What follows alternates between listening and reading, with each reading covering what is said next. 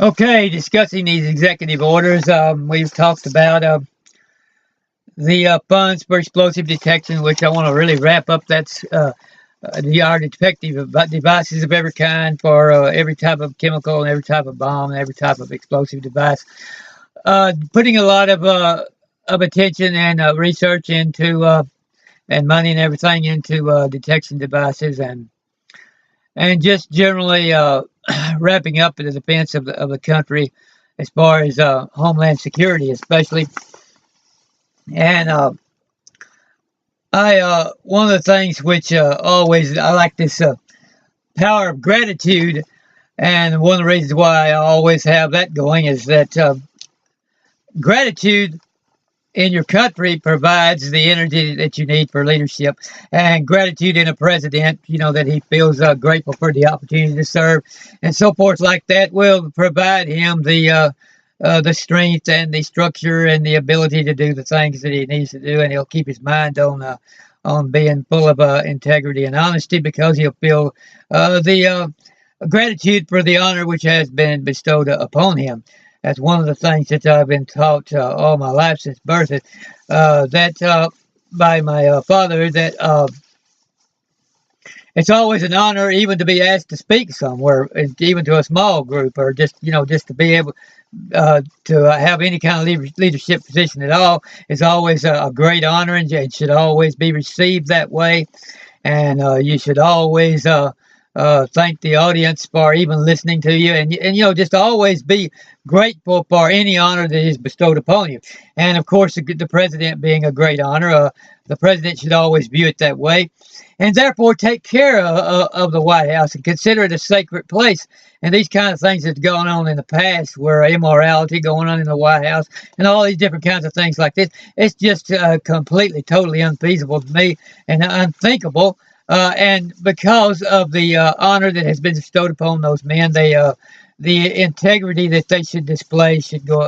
be appropriately correspond to that. But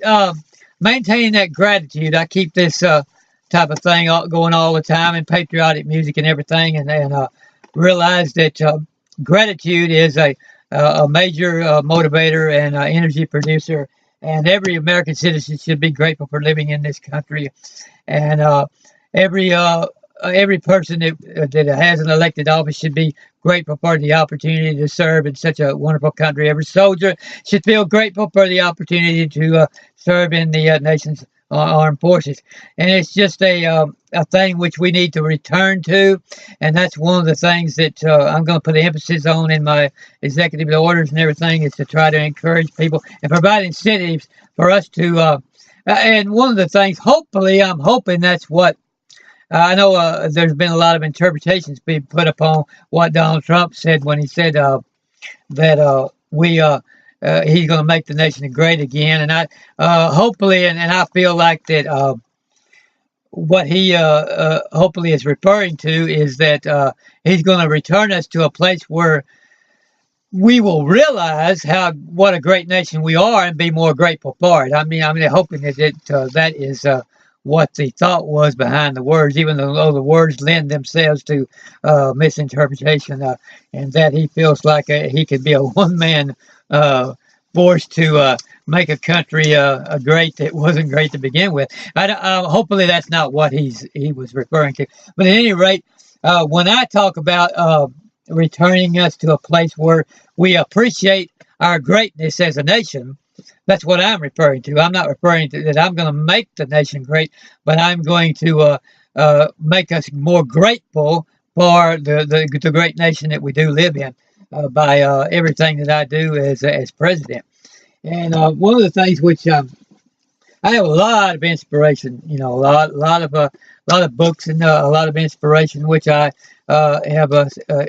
lived by for years and studied for years and all. And one of the great books that I always continue to refer back to is this book by Jonathan Alter called The Defining Moment. And he has one special page here which I keep earmarked. It's page 235 and read over and over. And Jonathan Alter is speaking about a presidential historian called David Kennedy. And I always remind people, of course, that Richard Neustadt and Richard Hofstadter, they're good. One of some of my favorite political historians, as was Elliot Janeway. But this one is David Kennedy, which is a fairly good historian too. But he in his books he wrote quote when he was referring to they had asked him about how did he feel like that FDR saw his gift to be such a marvelous president, and what was his inspiration and all. And he said that in answer to that, he said, "quote his untroubled conception of the presidency consisted quite simply of the thought of him in it." Well, it takes a special type of person to be able to think in that terms and realize that if you have a core of moral values and principles which you have lived by all your life, and you're you have firmly rooted yourself in good sound principles for decision making and good spiritual moral values of integrity and character, that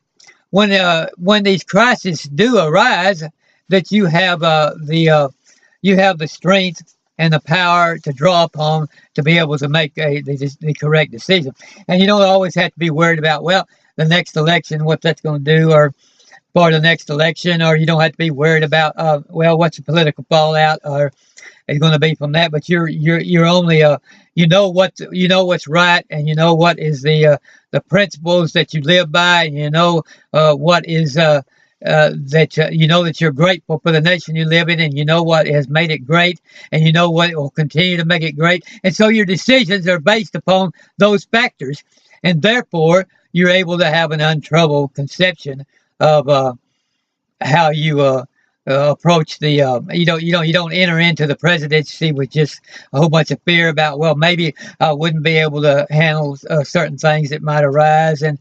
just sort of frightened to death and all about the whole situation. But you have a untroubled conception that if you are there, and because you know what your values are, and so based on those values which you have, and you have, that there may be difficult decisions, but you'll be able to make them. And so that's always inspired me, and I feel like that is true. Is that a lot of things, such as FDR's wonderful experience in the Navy and all, that gave him a lot of good discipline and understanding of things, and grounded him in the values of the country, and all those kinds of things in his background, which went to produce the man that he was able to give him a strength of character, which he could count on in times of trouble, and he could count on in the times of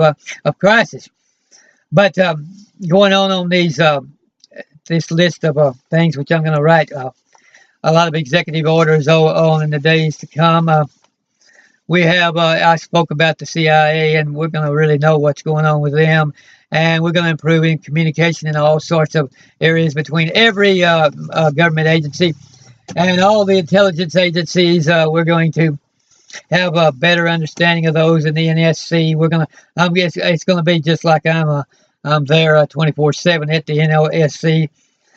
They're going to be it's going to be just like my right arm and my half of my mind at all times. It's not going to be off my mind at any time. That's going to be the thing I'm going to do the first day, is get a hold on NSC and the CIA and so forth. And then there'll be all kinds of executive orders coming out in order to set to make a historical record so that other presidents can follow. And then we'll touch on the annual budgets and the economic reports and all these kinds of things, the deficit, and touch on the being able to get the trade balances under control, and a lot of things about a lot of executive orders about that, and of course a lot of consultation with all kinds of economic leaders and leaders in the country and leaders in industry of every kind. We're going to I'm going to initiate the writing of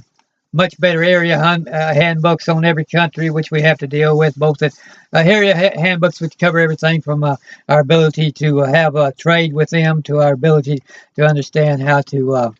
uh, handle the security area and what and how to understand how that we can improve our ability to bring those countries together to associate with one another and to bring all the types of understanding and communication which will enable us to, when the time comes that we have to pull together in a common against a common foe, that we'll understand the situation. Not only like the handbooks do now, which will make you understand what the situation is on the ground by detailed information on the geography and detailed information on the culture, but there'll be all kinds of other detailed information as well. And so it's just a general improvement of those handbooks. And then there's APAC, FRB, CEA, CBO, EFTA, IMF, WTO, the World Trade Organizations, Sarbanes-Oxley, regulatory structure, accounting, corporate governance, and then dealing with Europe's crisis and understanding that and writing things on that. America's current account deficit, dealing with that. Dealing with the rampant litigation in the country, and of course we're going to write a lot of executive orders on how to increase the effectiveness of the medical field and how to increase the we're going to provide a lot of funding for increasing increasing research in order to develop better medical devices and develop miniaturization and nanotechnology and all that will cause will enable the price,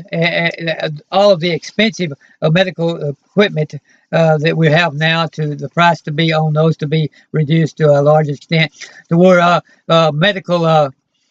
where health insurance and all will be a lot less expensive because the equipment that they use to maintain the hospitals and the doctors' offices and all will be a lot less expensive to buy. And so there'll be a lot of I'm going to concentrate a lot on research on that, and keeping the various health organizations competitive and so forth like that, so that we'll be able to have a good competitive medical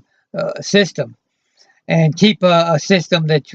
where the prices will be going down in the future rather than continually going up.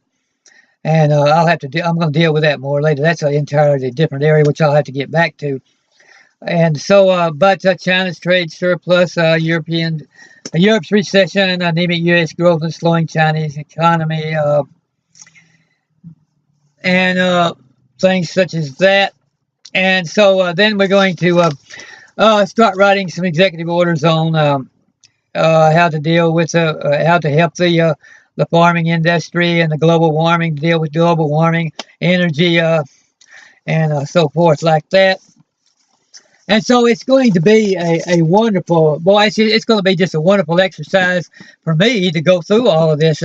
in order to remember and review what I've learned in the past over years of study about all of these things, and all of the study I've done on economics, and all the study that I've done on all of our various industries, and the things I've done on securities of every kind, and on the growth of our economy in every type of growth of our economy possible, and all the research that I've done on politics and on all the presidents, having studied all the presidents in detail and read all of their speeches and all, and having read and studied all the inaugural speeches and all the speeches on the State of the Union speeches and things such as that, and reviewing over those and seeing what the various presidents, again, remembering what they had to deal with, and then considering that when I write my executive orders, to know that these executive orders will be things which will handle these various areas competently, and will clear in a clarified in a very clear and understandable way, and a way which will be above board, in a way which will be able to be shared with the public in a way which will cause great transparency and understanding and more wisdom by all of our populace. And so we'll have to go to the next video.